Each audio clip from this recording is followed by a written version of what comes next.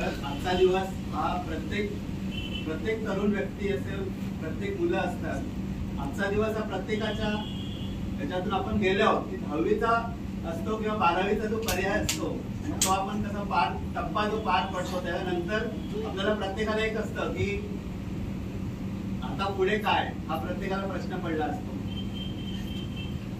माझ्या भाषणाला सुरुवात करतो त्यापूर्वी आपल्या गावचे ग्रामदैवत सांबा कानकरी देव यांना नतमस्तक होतो. त्याचप्रमाणे मंचावर उपस्थित आपल्या मंडळाचे अध्यक्ष, उपाध्यक्ष, सचिव, खजिनदार यांना देखील अभिवादन करतो. ज्यांची बाग फुलून आली त्यांनी 2 फुलं द्यावी, ज्यांचं स्वर जुळून आले त्यांनी 2 गाणी गावी, ज्यांच्या अंगणात झुकले ढग त्यांनी ओंझळभर पाणी द्यावे, आभाळा एवढी ज्यांची उंची त्यांनी खरे खाली यावे.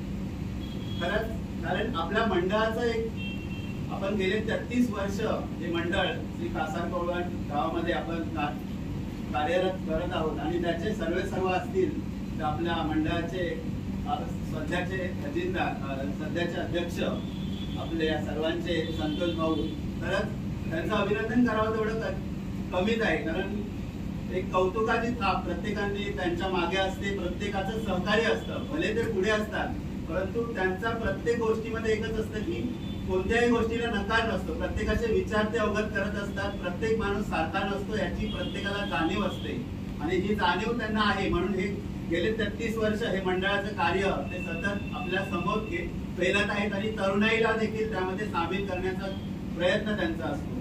आणि हेच तरुण गेल्या वर्षीपासून आपण खरं तर एक चांगली संकल्पना या ठिकाणी आपल्या मंडळाकरता राबवत आहोत. ती म्हणजे आपल्या 10वी 12वी आणि आपले जे पदवीधर विद्यार्थी आहेत त्यांचा आपण गुणगौरव.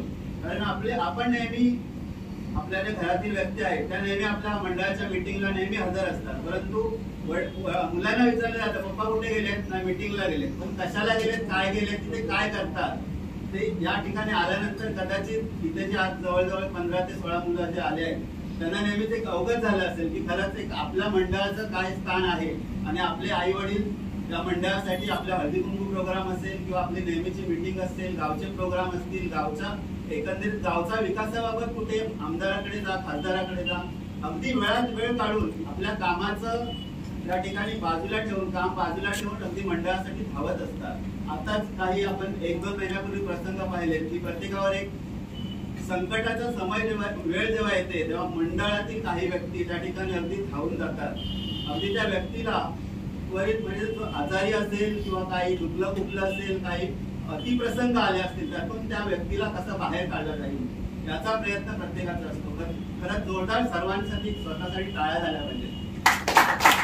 आपण हे पाहत नाही की आपण आता बिल्डिंग मध्ये राहतो, बिल्डिंग मध्ये बाजूचा व्यक्ती जरी काय झालं तरी तिथला दरवाजा बंद असतात, कोणी कोणाकडे जात नाही, येत नाही, पण एका फोनद्वारे आपलं संपूर्ण मंडळ त्या ठिकाणी पोहोचलेलं असतं. तर प्रत्येकाचं कौतुक केलं पाहिजे या ठिकाणी. आणि असंच पाठबळ आपल्या मुलांना या देखील पुढे द्या. आपल्या आई वडिलांनी जे कष्ट घेतले त्यातून आज या ठिकाणी आपण 10वी 12वी उत्तीर्ण झाला. असं बोललं जातं की आता याच्या पुढे कॉलेज लाईफ आहे, एन्जॉय करायचंय आपल्याला आणि यानंतर आनंददायी जीवन असेल प्रत्येकाचं, असं प्रत्येकाचं स्वप्न असतं जेव्हा आपण शाळेमध्ये असतो. परंतु खरं तर हा प्रवास, जीवनाचा प्रवास यानंतर तुमचा सुरू झालाय.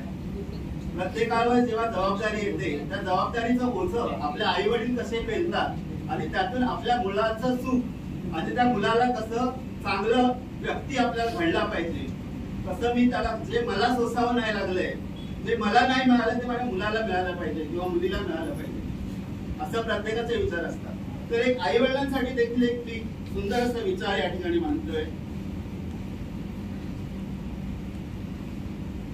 मला वाटतं हे विचार जर तुम्ही ऐकलात तर प्रत्येकाला असं वाटेल की माझं जे लहानपण आहे ते मी किती खडतर प्रवासात या ठिकाणी काढलंय आणि मग ते माझ्या मुलांना देत नाहीये, याचा मला सार्थ अभिमान आहे असं प्रत्येकाला वाटत असते. उरले सुरले जपून वापरायची सवय किती छान होती, उरले सुरले जपून वापरायची सवय किती छान होती, आयुष्य साधच होतं तरी मजा काही और होती. तोडकी मोडकी कंपास पुन्हा जोडून वापरत होतो, तोडकी मोडकी कंपास पुन्हा जोडून वापरत होतो, झिजली जरी पेन्सिल तरी टोपण लावून लिहत होतो. बरोबर की नाही?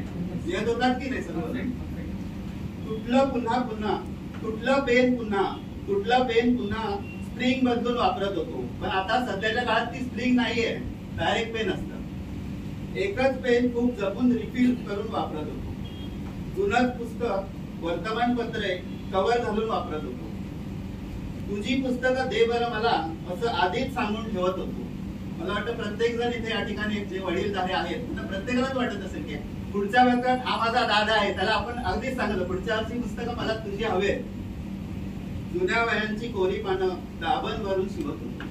आता ती दाबण भरायची वेळ नाहीये, कारण शाळेतूनच नवीन पुस्तकं मिळतात, नवीन वह्या मिळतात.